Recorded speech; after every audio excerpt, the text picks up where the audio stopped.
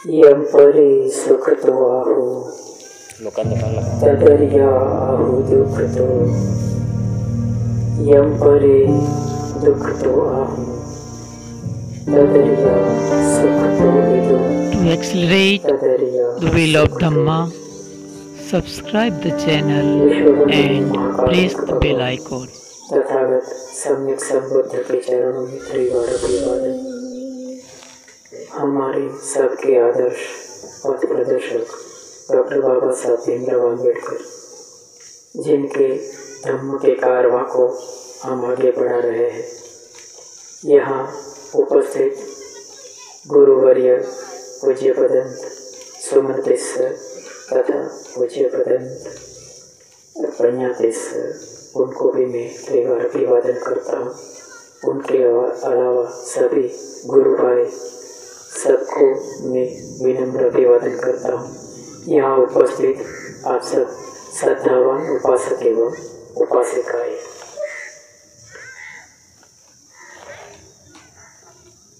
एक बार भगवान बुद्ध परिषद में आते हैं और कभी नहीं, और उनके हाथ में एक कपड़े का टुकड़ा लिए हुए आते हैं। भगवान हमेशा से खाली हाथ आते थे, कभी उनके हाथ में कुछ भी रखते नहीं थे, कभी नहीं। और आज उनके हाथ में एक कपड़े का टुकड़ा था। धम्म परिषद में आकर भगवान कुछ अजीब हरकत करते हैं। क्या करते हैं? परिषद में देखते देखते वो जो उनके हाथ में कपड़े का टुकड़ा था, उनको एक के बाद एक 3 गांठें लगा देते। 3 गांठें लगाने के बाद पास ही आनंद बैठा था। तो भगवान उनको प्रश्न करते हैं कि आनंद, क्या मेरे हाथ में ये जो रुमाल है, क्या ये रुमाल वैसा ही है जैसा मैं पहले लाया था? देखिए, आनंद बड़ा ही विलक्षण प्रतिभावान आदमी था। वो भगवान के प्रश्न को सीधी तरह से नहीं देखता था। उनको मालूम था कि भगवान के प्रश्न में हमेशा बहुत गहराई होती है, तो वो जवाब देने से पहले सोचता है। तो वो दुविधापूर्ण जवाब देता है। क्या कहता है आनंद कि भगवान, अगर एक दृष्टि से देखा जाए तो वो रुमाल वही का वही है, और अगर दूसरी दृष्टि से देखा जाए तो वो रुमाल वो नहीं भी है। फिर भगवान दूसरा एक प्रश्न करते हैं, और क्या करते हैं? उनके हाथ में जो रुमाल था, जिसके ऊपर 3 गांठें लगाया था, वो दोनों रुमाल के छोर को पकड़कर खींचते हैं और फिर आनंद को प्रश्न करते हैं कि आनंद, मैं ये गांठे को खोलना चाहता हूं और ये खुलती नहीं है। तो आनंद मुस्कुराता है और कहता है कि भगवान, ये गांठे ऐसे तो नहीं खुलेगी।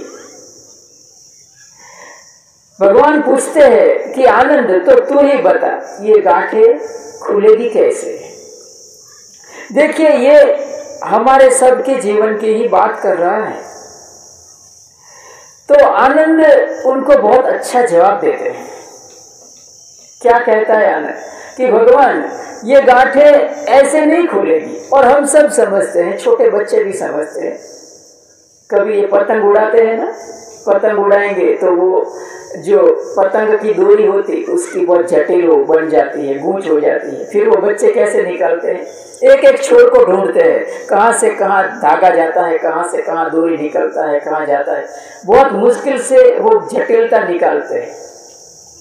तो आनंद यही कहता है कि भगवान, ये गांठें वैसे ही खुलेगी जैसे लगाई गई थी। तो भगवान कहते हैं कि आनंद, तुम्हारी बात सही है। तो भगवान बुद्ध ये कौन सी गांठें की बात कर रहे थे? हमारे जीवन में ये 3 प्रकार की गांठें हम लिए हुए घूमते हैं। हर दिन, हमेशा। और यही 3 गांठों की वजह से हमारे समाज में, परिवार में तू मैं हो जाती है।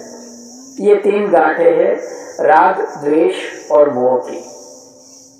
राग, द्वेष और मोह। राग का अर्थ होता है मुझे कुछ चाहिए, मैं कुछ हासिल कर लेना चाहता हूँ, पद, प्रतिष्ठा, पावर, पोस्ट, पोजीशन, प्रेस्टीज, कुछ तो मैं बन जाऊं, कुछ बनकर दिखा दूं, मुझे सब लोग जाने, मुझे पहचाने, मुझे आदर सत्कार दे,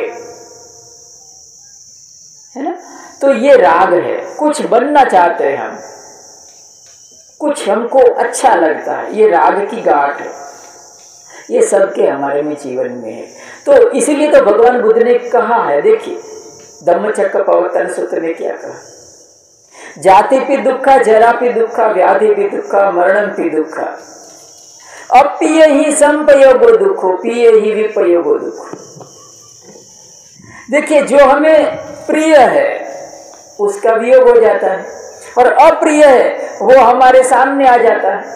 हम नहीं चाहते हैं, जिसके साथ हमारे 36 के संबंध है, जिसको हम देखना भी नहीं चाहते, उसके साथ हमारा संबंध बन जाता है। देखिए ये संसार में बहुत सारे कजोड़े होंगे, देखना बहुत सारे, पूरे दिन पति पत्नी के बीच में तू मैं होती रहती होगी, बहुत ही माने मिसमैच हो जाते हैं ना, उसको मिसमैच कहते हैं।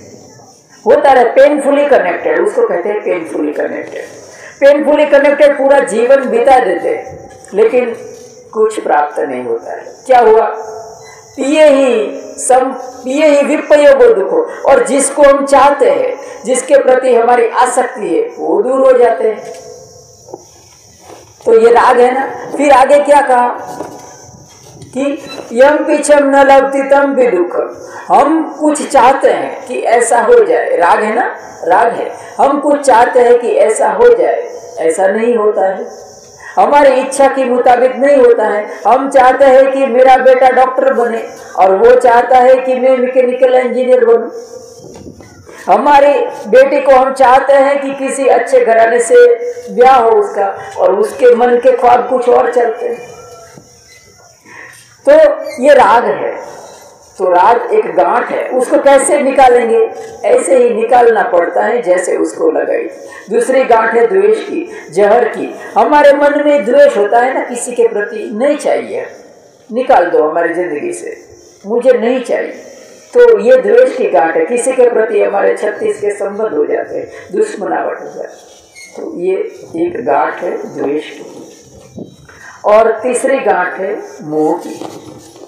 मोह का अर्थ होता है जो है वो हमें दिखाई नहीं देता है, और जो नहीं है वो हमें दिखाई देता है, समझिए, उसको मोह कहते हैं। हमारी आंखों के सामने पर्दा आ जाता है जो हमें सत्य को देखने नहीं देता है। जैसे कि आप सबने जादूगर का खेल किसने देखा है, हाथ ऊपर कर, जादूगर का खेल। जादूगर का खेल देखेंगे ना, तो जादूगर क्या करता है मालूम है, आपको मेस्मराइज करेगा, आपको हिप्नोटाइज करेगा, और आपको वो दिखाएगा जो आपके सामने है ही नहीं। जादूगर कहेगा ना कि आपके सामने देखो खंबा है, खंबा नहीं होगा उधर, लेकिन आपको खंबा दिखाई देगा। जो नहीं है वो आपको दिखाई देगा, और जो है वो नहीं दिखाई देगा। इसको क्या कहते हैं, मोहिनी। ये मोहिनी पर से शब्द बना है मोह। तो ये मोह की गांठ हम लिए फिरते हैं। छोटी से एक कहानी बता के मेरा वक्तव्य में खत्म करूं। देखिए किस तरह से हम झूठ को सच मान लिया है और सच को झूठ मान लिया है। एक गांव था, एक गांव में सभी लोग शराबी, सब लोग शराबी, सब एक एक से चढ़ जाते देवड़े, और सब पियक्कड़, सबको बहुत पीने की आदत। अभी गांव के कुछ समझदार लोगों को मन में आया कि ये सब लोग है ना शराबी है, तो उनके लिए किसी भिक्षु को निमंत्रण करते हैं, और वो ये शराबियों को कुछ देश न दे ताकि ये कुछ सही मार्ग पर आए। तो गांव के लोगों ने एक बनते जी को निमंत्रण दिया।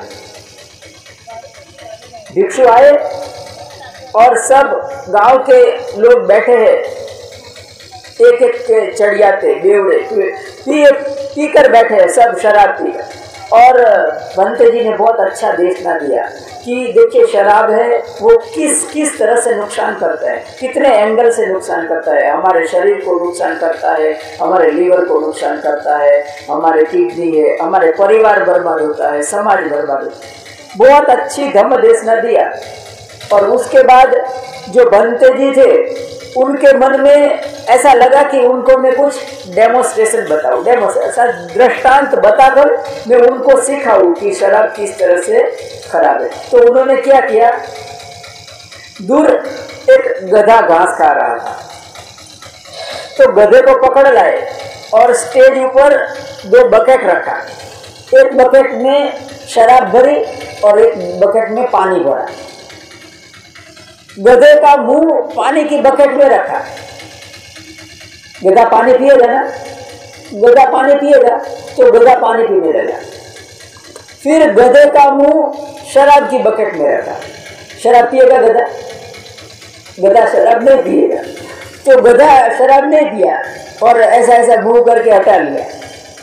तो भंते जी समझाते हैं कि देखो ये पशु है, वो भी समझता है कि क्या सही है क्या गलत है, क्या अमृत है क्या जहर है।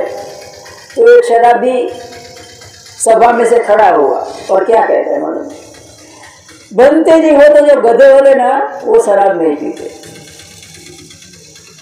समझे? तो इसको कहते हैं मोह। जो सच है वो दिखाई नहीं देता, आंखों के सामने पर्दा पड़ जाता है। देखिए हमारे जीवन में कैसा कैसे घटना होती है, देखना आपके जीवन में भी ऐसा होता होगा। एक बार देखिए ऑब्जर्वेशन चाहिए। हमारे जीवन में हर एक चीज कुछ कहती है, आपको सिर्फ देखने का नजरिया चाहिए। कहती है हर चीज यहाँ, ओ भले आदमी आप है कहाँ। हर चेहरा, हर लिबास, हर नदियाँ, हर पहाड़, हर मरघट, हर मजार दे रही है संदेश हजार। ओ भले आदमी आप है कहाँ। हर चीज है ना कुछ बोलती है, सिर्फ ऑब्जर्वेशन करने का एक नजरिया चाहिए। एक बार हम जा रहे थे, पैदल हम यात्रा कर रहे थे, तो ये सत्य घटना है। देखिए हम बात कर रहे हैं मोह की, कि मोह किस तरह से हमारे ऊपर हावी हो जाता है। तो हम गुजर रहे थे रास्ते से पैदल, तो एक पेंटर एक बोर्ड बना रहा था, बड़ा सा बैनर बना रहा था। और बैनर क्या लिख रहा था मालूम है? बैनर लिख रहा था कि सिगरेट पीना, बीड़ी पीना तबीयत को हानिकारक है। बोर्ड मिलता है ना जहाँ वो सिगरेट बीड़ी का एडवर्टाइज होगा ना, वहाँ आपको बैनर देखने को मिलेगा, नीचे लिखा हुआ होता है क्या कि बीड़ी पीना तबीयत को हानिकारक है। लेकिन बीड़ी पीते पीते बना रहा था, समझे? तो इसको कहते हैं मोह। हमारे जीवन में भी ऐसा है, उपदेश तो देता हूँ आपको, लेकिन बोध में कितना ग्रहण करता हूँ वो मेरे पर निर्भर करता है। तो आज मैं इतना ही रखता हूँ। आप सब ने मेरी बात को बहुत ध्यान से, गंभीरता से सुना। आप सबका बहुत बहुत धन्यवाद। सबका मंगल हो, सबका मंगल हो, सबके जीवन में खुशहाली आए। आप सबका जीवन Subscribe the channel and press the bell icon.